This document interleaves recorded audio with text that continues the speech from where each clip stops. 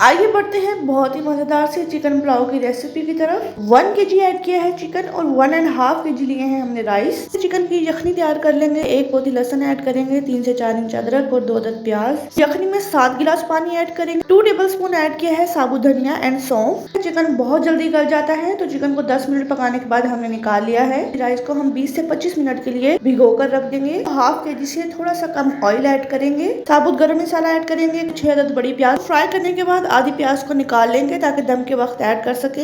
1 पोथी लहसुन, 2 से 3 इंच अदरक और 10 से 12 अदद हरी मिर्च का पेस्ट बनाकर ऐड करेंगे। बहुत अच्छे से भून लेंगे। 3 से 4 अदद टमाटर छिलका उतार कर ऐड करेंगे। टमाटर मसाले में बहुत अच्छे से मिक्स हो जाएंगे तो चिकन ऐड करेंगे। 1.5 टेबल स्पून पिसा हुआ साबुत धनिया, 1.5 tablespoon chilli flakes, 1 tablespoon add करेंगे salt, half tablespoon add करेंगे गरम मसाला, 1 प्याली दही, 3 टेबल स्पून हरा धनिया और पुदीने का पेस्ट। 3 से 4 मिनट के लिए तेज आंच पर चिकन को मसाले के साथ बहुत अच्छे से भून लेंगे। 6 गिलास यखनी के ऐड कर देंगे।